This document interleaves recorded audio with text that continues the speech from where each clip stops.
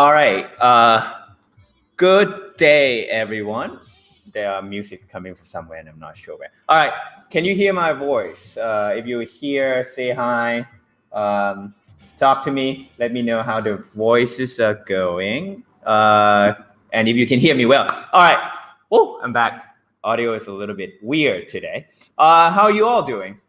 I hope you all are doing well.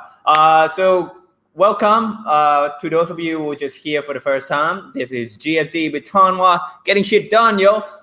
This is day 3, right? So for the past 2 days, we have been talking, well, the past 2 weeks, I guess, we've been talking about how to get better at learning English. And last week, we talked about the 3 aspects of language learning. Hey, what's up, Ajahn Jantini? Hey, what's up, Kiki?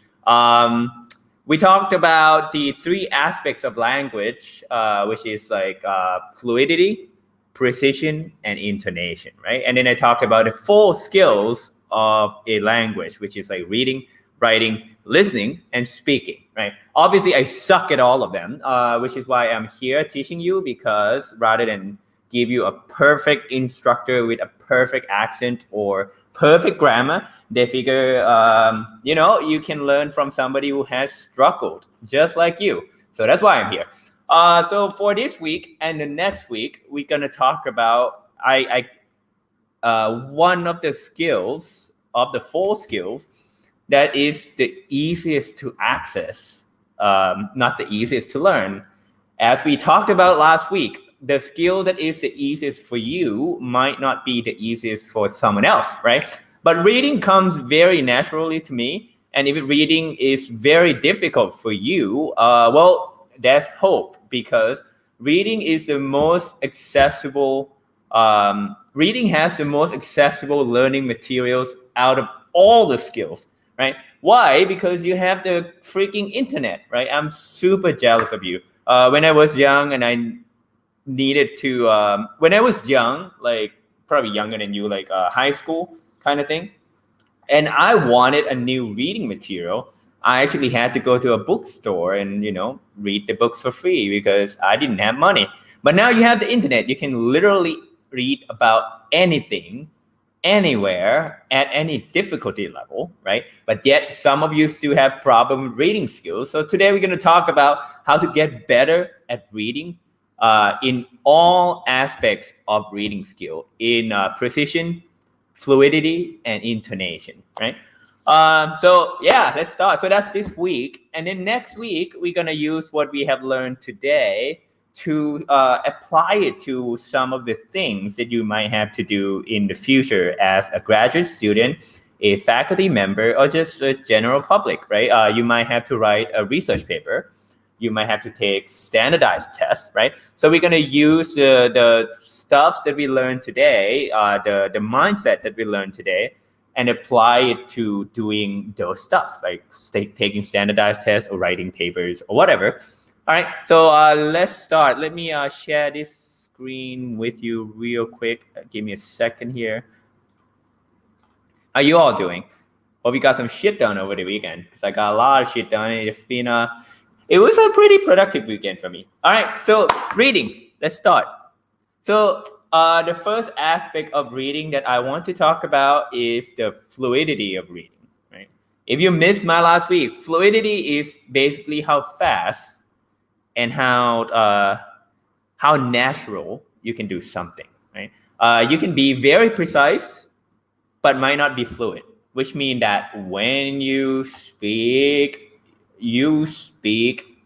correctly, but it takes you forever, right? Reading is the same thing. You can be very precise, as in you understand everything that you read, but it takes you forever to read it, right? Which is not good, right? So the first aspect of reading that I want to touch is fluidity, okay?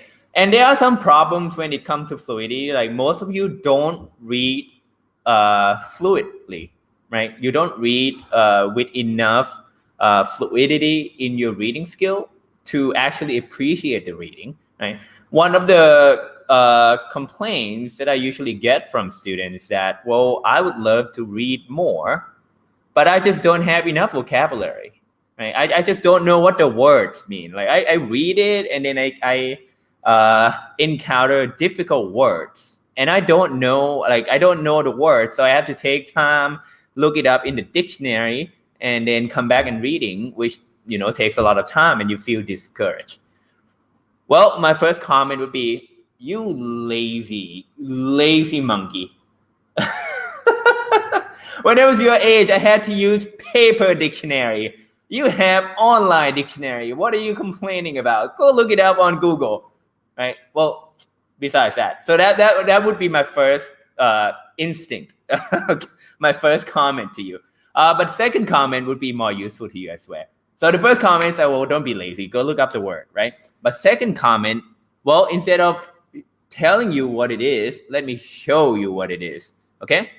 So look at this sentence, right? Alan walked surreptitiously into the room, right? Alan walked surreptitiously into the room. I doubt many of you would know what the word means, right? And this might be something that you will run into when you take a standardized test. Like, Alan walked surreptitiously into the room. And if you're taking a test, it may ask you something like this, like, hey, what does surreptitiously mean? Right?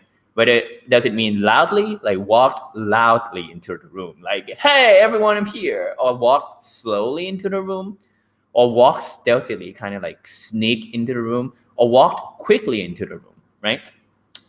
So if you don't know the word, you'll be like, oh, crap, I don't know how to answer this question, right? Which might be something that you run into when you read a research paper. You're like, oh, I have this one word that I don't understand what it means, right? And then you just like give up. You're like, oh, you know what? This paper is too hard. Well, how about this? Instead of showing you just that one sentence, right? I show you this whole paragraph, right? It said, Alan walked surreptitiously into the room. He recognized the target of his assassination sitting at a table by the bar. With fewer customers on weekdays, the restaurant gave Alan no room for errors. As he was closing the distance between him and the target, Alan's heart beat an irregular rhythm. The assassin guild does not tolerate any mistakes, especially a failed assassination. Right? If you were given that whole paragraph, and then you're like, oh my God, I don't know that one word, surreptitiously, but you were given the whole paragraph. Now I ask you again, hey, what does surreptitiously mean? What would you say? Would it be like, Alan, an assassin, walked loudly into the restaurant, walked slowly into the restaurant, walked stealthily into the restaurant, or walked quickly into the restaurant, right? So type in your answer in the comment, please.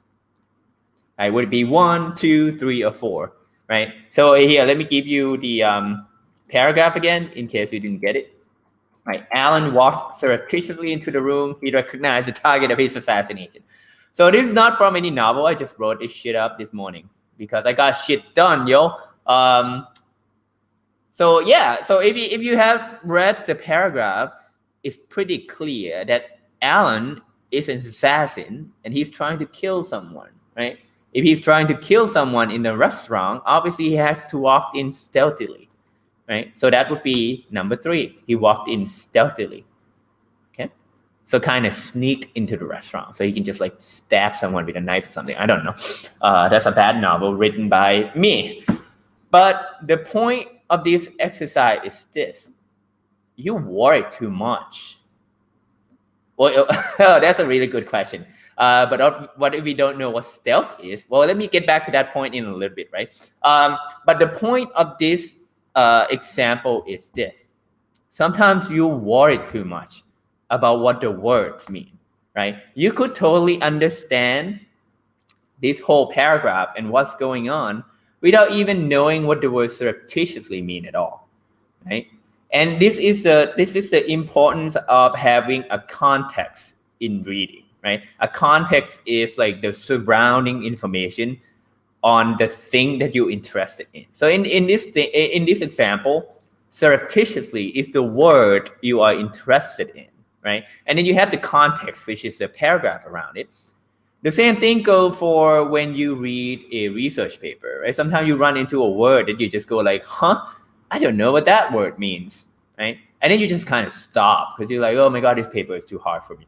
Especially if you like run into 5 or 10 words that you don't know in a paragraph, right? But most of the time you don't really need to understand all the words. Like, it would be better if you do, but if you don't, it's not the end of the world, right? You can still understand what the sentence or what the paragraph is trying to say. So to those of you like, oh my God, I don't know the vocabulary, therefore I don't read. Well, you're wrong, right?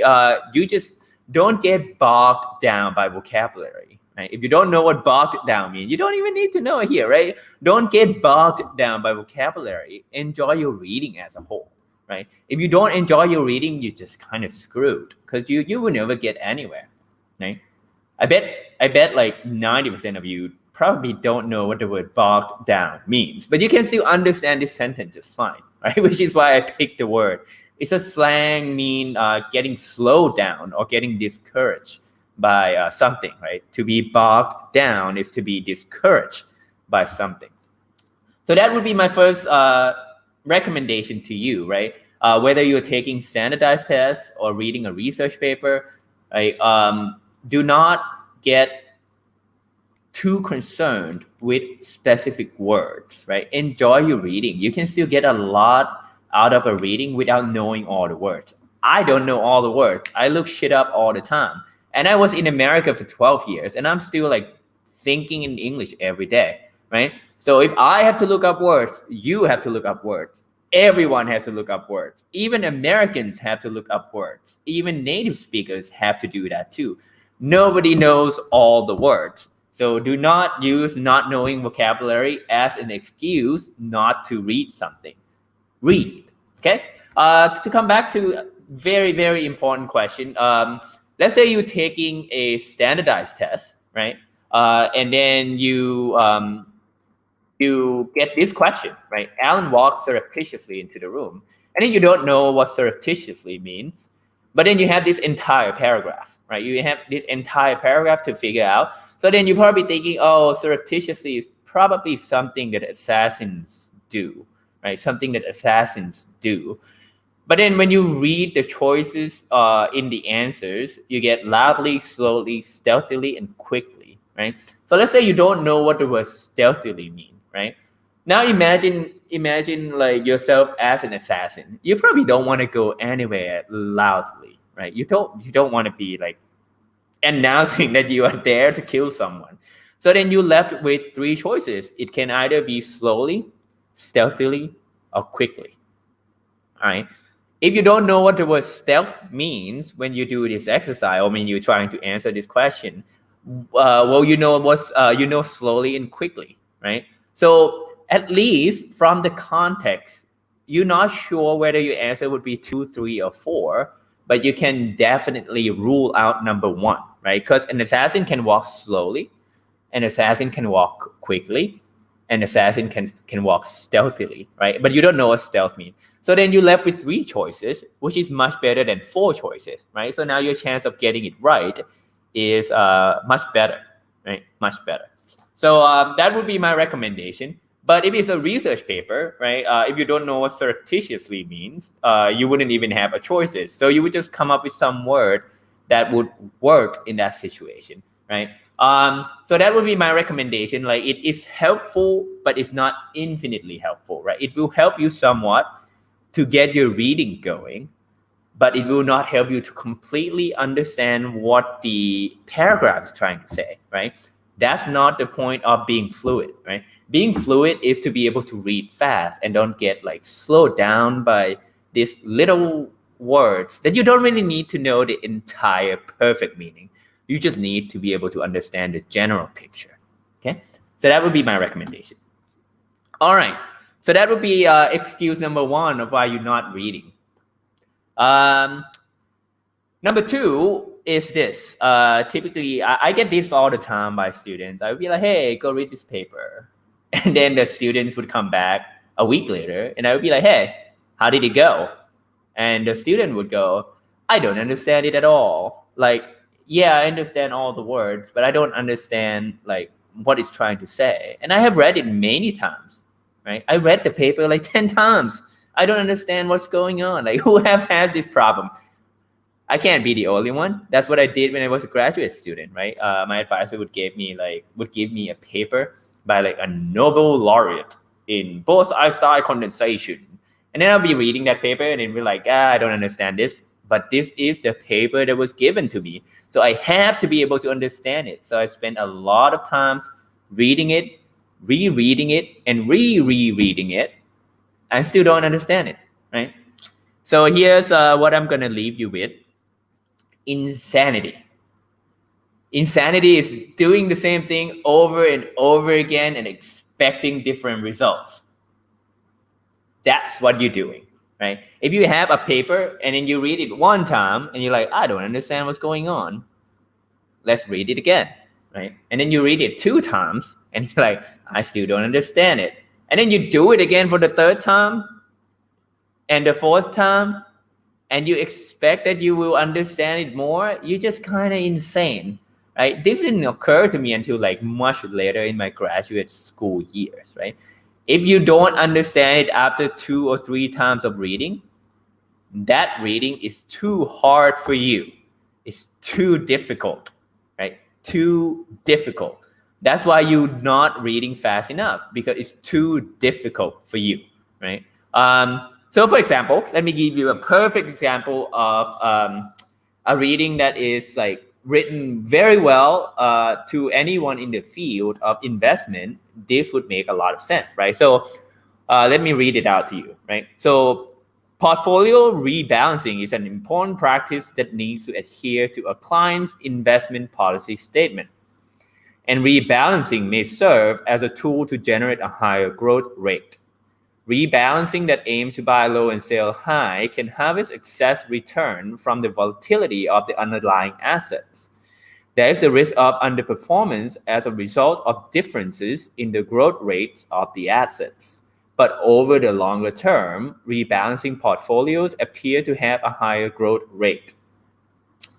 How many of you understood that paragraph entirely? I would be impressed, and I would want to work with you.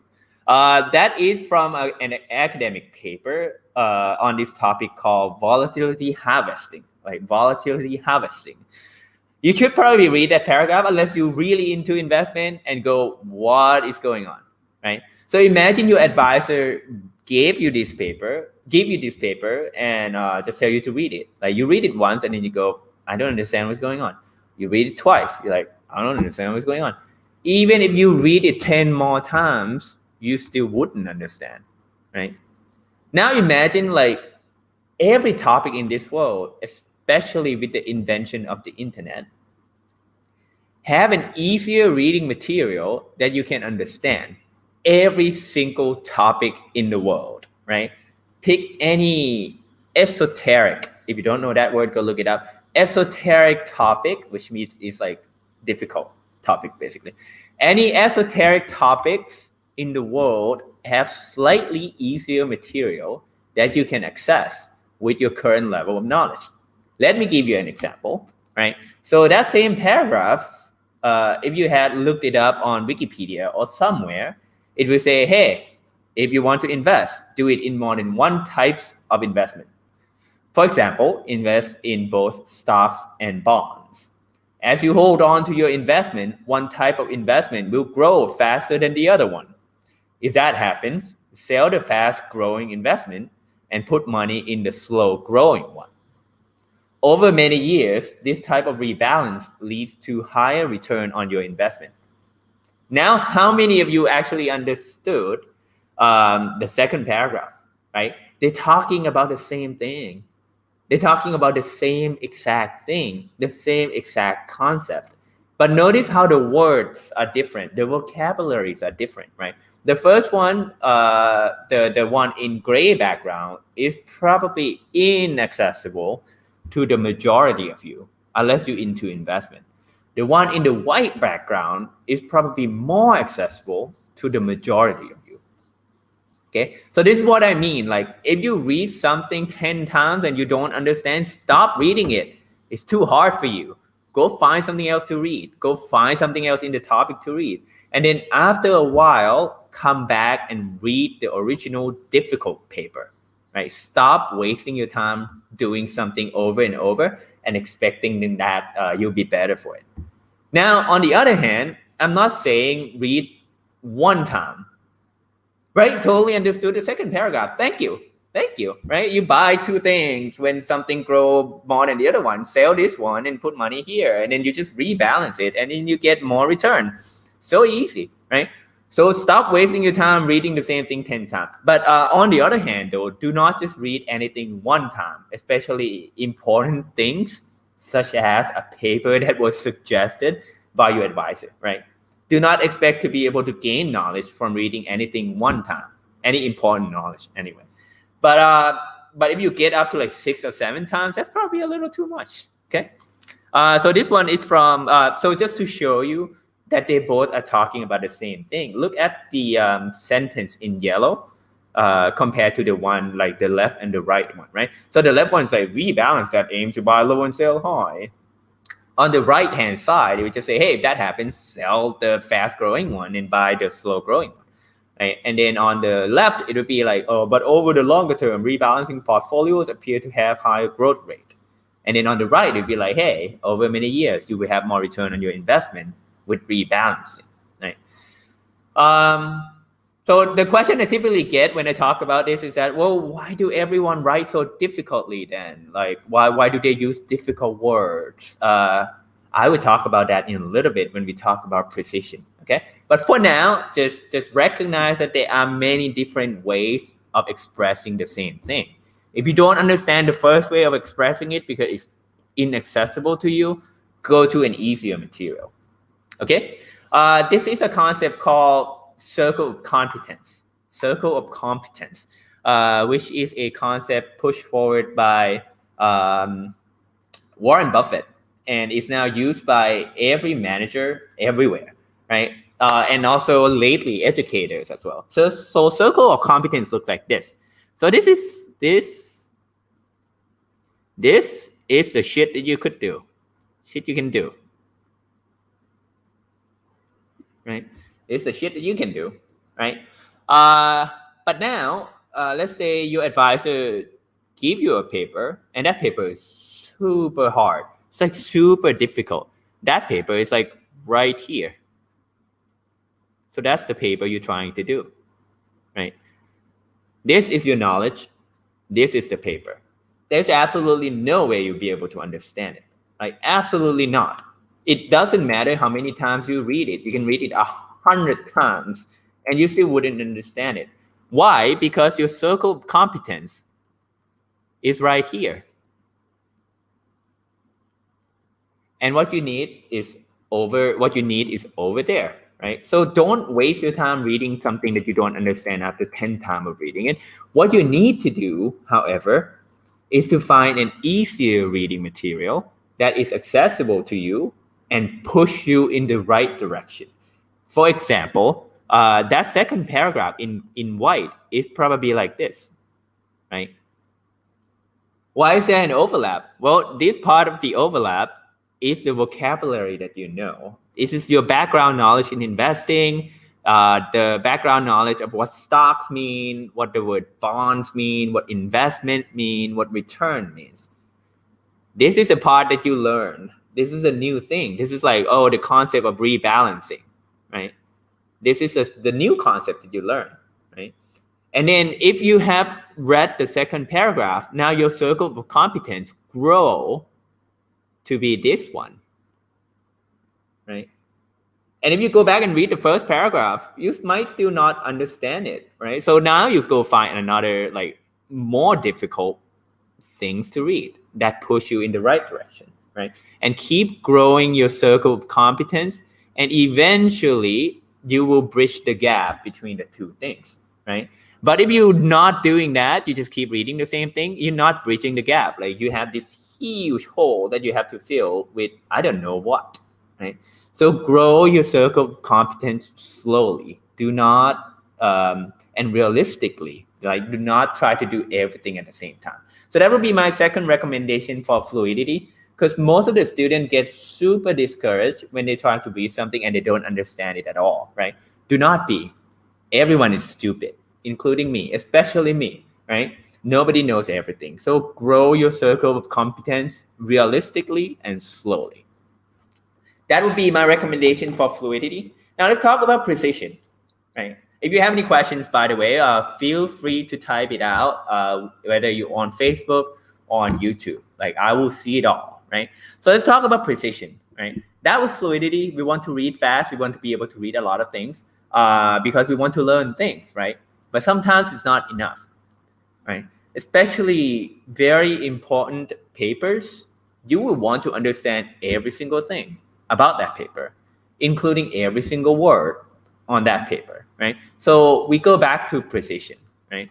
There are some things in this world that you better understand every single word of what it means. Like if you buy a house and you have to sign a contract, you better damn sure what every single word of that contract means, or you're gonna get screwed by someone somewhere along the line, right? So sometimes you want to read slow and understand everything, right? The first complaints I hear all the time about the precision of reading is that, well, I can't seem to understand, insert a topic here at all. For example, I can't seem to understand quantum computer at all. Like it doesn't matter how many papers I read. I understand all the words. I just don't understand the topic at all. Well, you have to read at the right level, right? So this goes back to the circle of competence thing. If you read at the wrong level, it does not matter what you're trying to read. It does not matter what topics you are trying to read. I have a degree in physics, and there are some physics subjects or topics, that are way too difficult for me. Like there is absolutely no way I will be able to understand it, right? If I read it at research paper level, but I'll be able to understand it if I read it at Wikipedia level. Okay, so that's what I mean. Like when I said I am jealous of you all, like younger generations, because all the information in this world is basically at a click of a button. All right, so you can either choose to watch Netflix or YouTube or whatever, or you can choose to read more stuff, right? If you can't read this research paper over here, there is an easier research paper that you could read. If there is no research paper that you could read, well, there is a news article that you could read. If there's no news article that you could read, there's a Wikipedia article that you could read, right?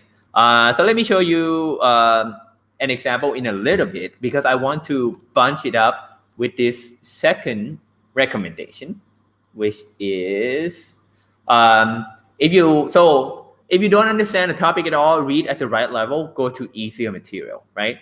But let's say you go to an easier material, the second recommendation for the precision in reading is to come to terms with the other, right? Coming to terms with the other. This phrase will come up again in the second semester when we talk about how to read a research paper, right? So if you want to be able to read research paper better, make sure you subscribe to the Facebook or Line group that is in the description of this video, right? So I'm selling the course one semester ahead, right? So coming to terms with the other is a very important concept to understand, even before you learn how to improve how you're reading, how you read, sorry. So coming to terms, what does it mean? Coming to terms is like, let's say you want to trade something, like you want to buy a piece of land, you want to buy a building from someone, right? Coming to terms mean everyone will have to agree what each of the word mean.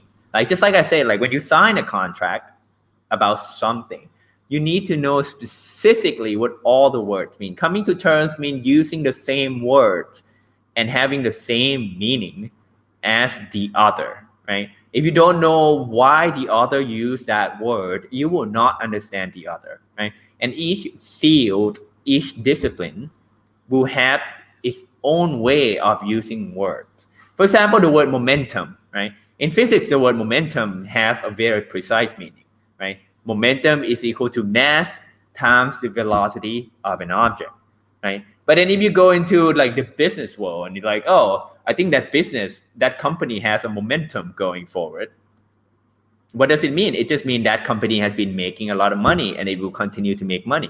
Is it equal to mass times velocity? No, right? I know that sounds like a very stupid example, but in the future, you will run into different fields that use the same word differently, right? So every time you read a paper, if you want to be precise about understanding that paper, you have to come to terms with the other. Okay. So for example, that paragraph earlier, right? Let's say this is a very important field of study for you, right? You have read at the right level, which means that you have read this like easier version of it. And now you want to tackle this full paragraph and you want to completely understand it, right? You want precision in reading now. So what you need to do is you have to come to terms with the other. For example, if you have read this paragraph, you'll be like, hey, I don't know what rebalancing means. Like, what does it mean? Does it mean like sell something and buy something? How often do you do it? Like when do you do it? How often do you do it? Who does it? Does everyone do it? Right? Rebalancing, what does it mean? Like excess return, right? If you just read this paragraph and you go, here, buy low and sell high can harvest excess return. And then you go, hey, I know what the word return means. That's the return on investment. But I don't know what the word excess means, right? Excess is like when something is more than something else, like you have an excessive amount of shoes or something, right?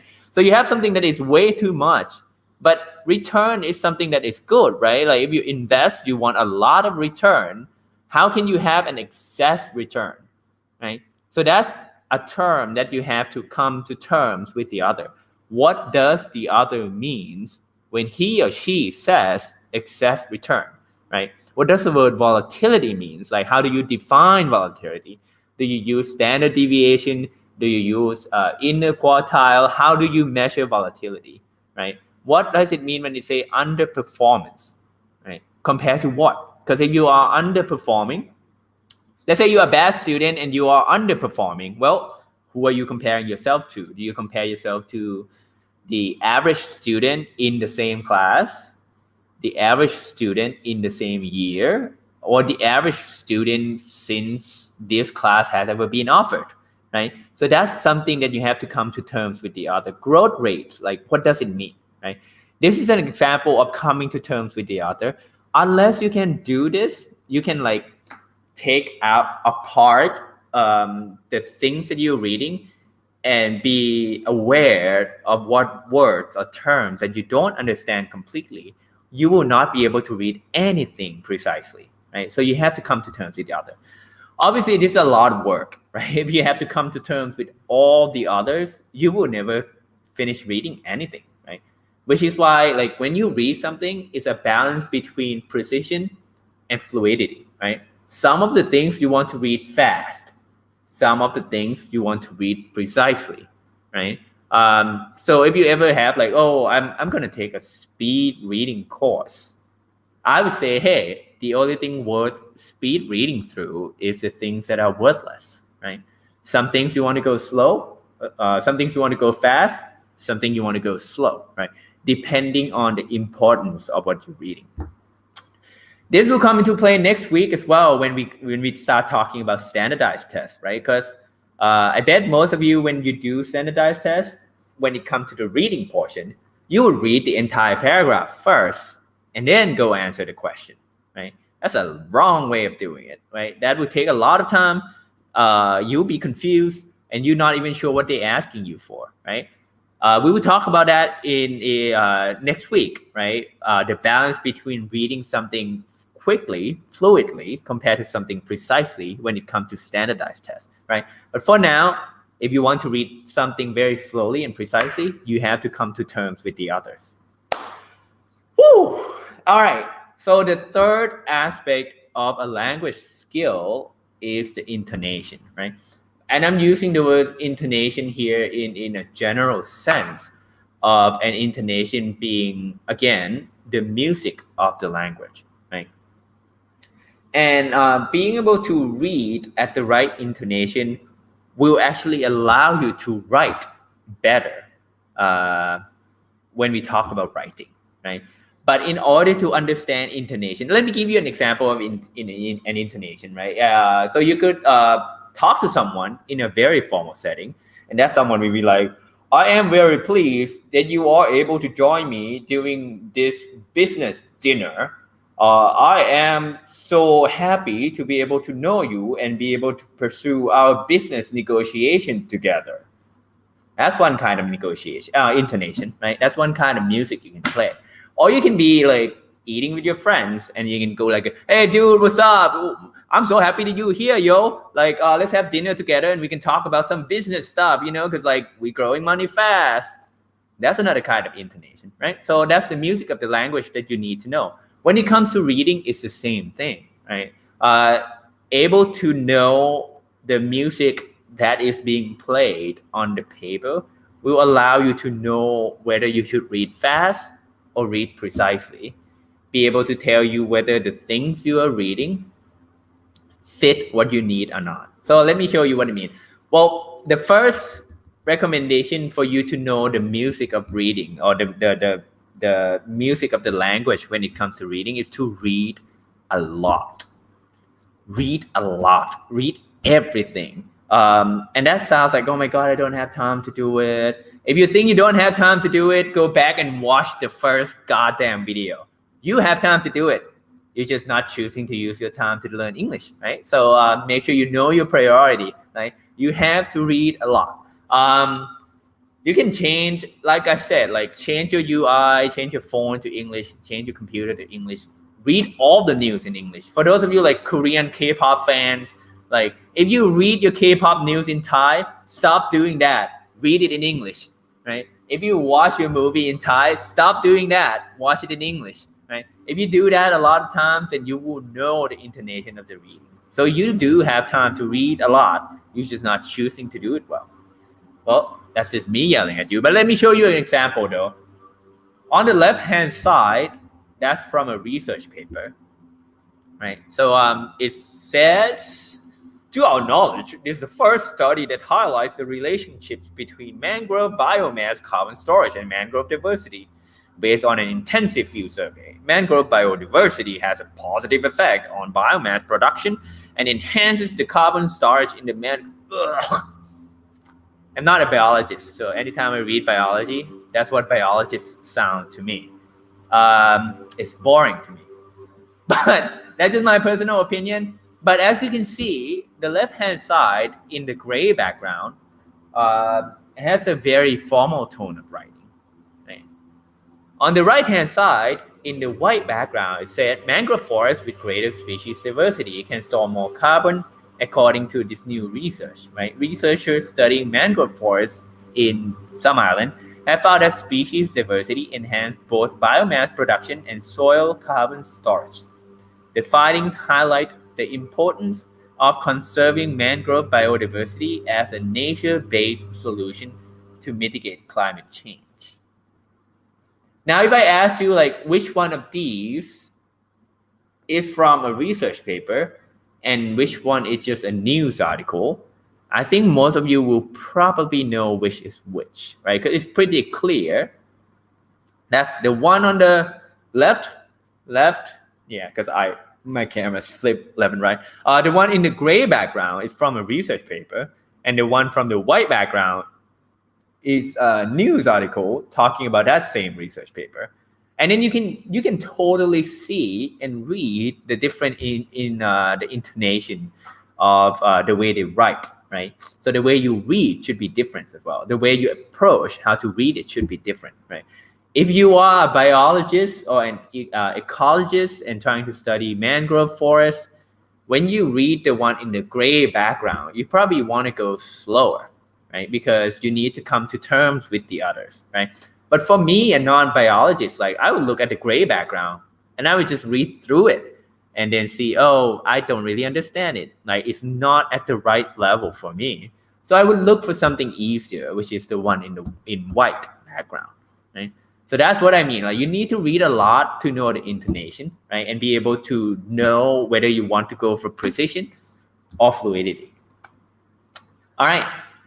Second one, as far as intonation goes, because if you can read good intonation, you will also write with good intonation, right? So these two things are kind of tied together, right?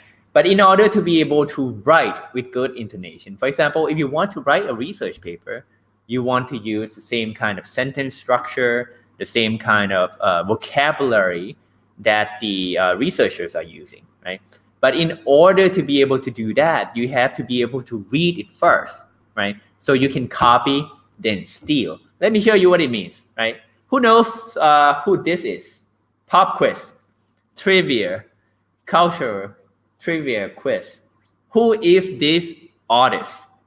I guess there's a name on one of there's like his signature on one of the paintings. So you probably shouldn't take that long to guess. Like, who knows who this is? I'm just gonna wait until somebody answers because I see 14 of you watching me right now. Please. All right, fine. You're not answering. This is Picasso, right? Picasso is the father of Cubism, right? This funny looking people is a style that is called Cubism. What exactly is Cubism? Cubism is a style of art. I might be wrong here. I'm not an art historian, right? I just whatever little bit of art that I know. Cubism is a style of art that explore an object, people, environment using different perspectives all in one painting, right? So for example, the one on the right, you can see that eyes are like somewhere and then mouth goes somewhere else. And then, you have a lot of geometric figures and the distorted perspective of how you look at things. So you will see people with like really long face.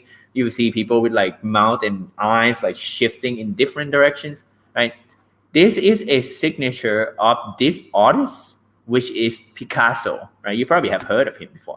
Picasso, right? So he's the father of Cubism. So what he did was he looked at people and objects differently than normal people and painted out that way. So you start seeing people with like really long nose in his painting or like really big nose in his painting, right? Why do I bring him up? Right? Why do I bring him up? So at one time he said like good artists copy, great artists steal, right? Good artists copy, great artists steal, right? I brought this up because it's the same way with English, right? Most of you will eventually want to be able to write your own thesis, write your own research papers. So what Picasso did was like a lot of people thought that he just kind of came up with Cubism. No, he actually copied it from African arts, right? So if you have seen like African mask, right? African people have been doing like the mild form of Cubism for a long time, right? They have masks that are like way too long. They have masks that like have really long nose. They have masks with like eyes in different places or like eyes that are too big. So they have been doing that for a long time, right? So the earlier, the younger Picasso would start out that way, right? The younger Picasso would start out with something like this. So it would be a person with like a really big nose, right? Just like an African mask, right? And then that was when he copied, right? He just kind of copied the style of art and then kind of tried to make it his own. Eventually he steals.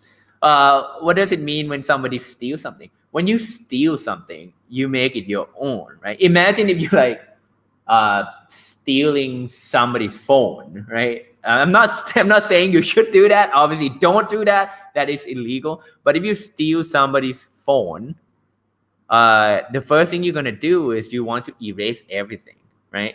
And install your own apps on the phone, right? So Picasso did the same thing. At first, he just kind of copied, right, without changing much. But then when he wants to be a great artist, you have to copy it and then steal it because you want to make it your own, right? The same goes for reading as well, right? I'm saying this right now because it's tied to writing, right? You will not be able to write well unless you can read well and read a lot. And be able to read a lot will allow you to be able to copy the style and the intonation of the right level of writing right? And be able to write well. Imagine if you like write your thesis and instead of using this kind of language on the left, you use this kind of language on the right? It would be a totally different version of that thesis, right? And your advisor wouldn't be too happy if you come up with that shit on the right, okay? That being said, right, again, copy then steals. Before you can even copy, you need to have something to copy from. So make sure you read a lot. When I was a grad student, there was a period of about a year that I promised myself that every single day I will read one research paper, regardless of whether I understand it or not. Right? Listen to that again. Every single day I would read one research paper, regardless of whether I understood it or not. Why? Not because I want to improve my fluidity, not because I want to improve my precision, but because I want to improve my intonation, right? I want to see what kind of language structures people are using. I want to see what kind of wordings people are using, right? And you probably already noticed, for example, in research paper, you don't say, I did this, right? You don't say like, I did this experiment. I went out in the field and measured something, right? Even though you might be the only author on that paper, you would say, we went into the field, we measured something, right? And that's a style of reading that you have to get used to. That's the intonation of writing and reading, right? If you don't read a lot, you will not get that intonation, right? So that was number 2, intonation in reading. So eventually, if you're interested, Cubism went even more than that, right? Instead of looking just at like the face of the people, it start to look into like the objects and the environment, and then you start to like mix the perspective of people with object together and then express. Like this photo, for example, is a mixture of 2 people in one photo, and you can't tell when one person stops and the other person starts, right? The 2 people are just kind of mixed in together. So you see one mouth up here and then one mouth up down here, and then another one maybe here, but you only have like one set of eyes, like one pair of eyes. So you're not exactly sure how many people are in the photo, right? African masks could not do this. They did not do this, right? Picasso did this. But how did he do it? Because he started out by copying African masks, and then he made it his own way by stealing it afterward, right? Make it his own. So that's the intonation. In summary, right? To improve your reading fluidity, don't get bogged down by vocabulary, right? Enjoy the reading, right? Read the context around it. And you want to expand your circle of competence realistically, right? Don't try to read something that is too difficult for you, because you will not get it. Like you will go too slow to be able to understand it, and you will still not getting it, and you will just get discouraged, right?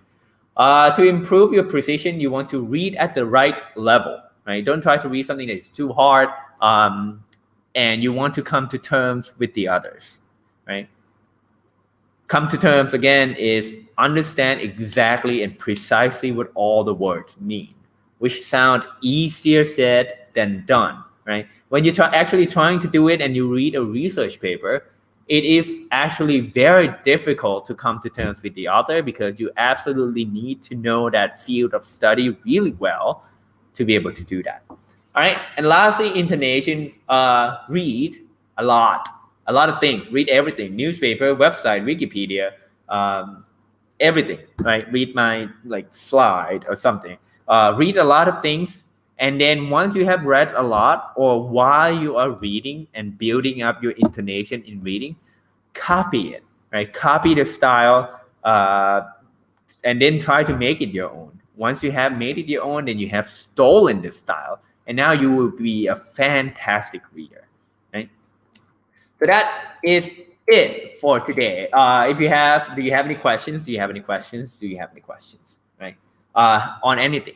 Again, this week, I just, give you the general mindset of how to approach reading, right? And then next week, we will try to apply what we have learned this week in different contexts. For example, how do you apply fluidity, precision, and intonation when you read a research paper? How do you apply that on a standardized test? How do you apply that on like general reading, like reading newspaper and reading Wikipedia, for example? One thing I want to warn you about, especially younger people, is this. The internet is really amazing for finding new materials to read. At the same time, be very careful when you read something on social media. I'm not talking about the content here. I'm only talking about the language, right? Because on social media, sometimes people intentionally speak imprecisely, right? As in not even using slang, just like intentionally misspell something just to make it funny. And it becomes a meme, and then now everyone spells it that way, or everyone talk about it that way.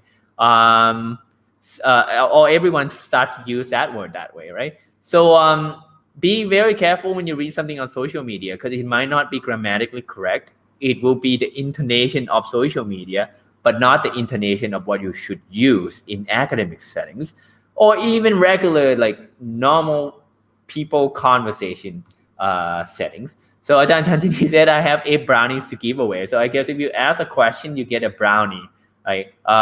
So let us know where could people go get the brownies, or if anyone has any question, right? But again, be very careful of social media, all right? Because people will intentionally misspell things just to make it funny. And I do that all the time as well. Like if you follow my Twitter, you will know that I intentionally misspell things all the time because it's funny. Anyway, so that's fluidity, precision, and intonation, the FPI of reading skills. If you want brownies, I guess you can go find Ajahn Chantini. She's probably sitting somewhere, I don't know. But if you don't have any questions, that will be it for today. I will see you all again next Friday, 1:30 to 2:30-ish. And then next week, we will talk about reading skills and the application of what we learned today. Right? And then afterward, we will go through the whole set of all the skills: reading, writing, speaking, listening, and then might not be in that order. And then at the end, we will just touch a little bit more on how you should approach standardized tests, right? Okay, if you don't have any questions, that will be it for today. I will see you next Friday. Thank you everyone for being here with me today. I hope you have fun and have a good weekend. Make sure you get shit done, right? Go learn something, go do free writing, go read a lot of things, like go read 5,000 papers and you will know the intonation of the language, right? All right, Xiao, I'll see you next week.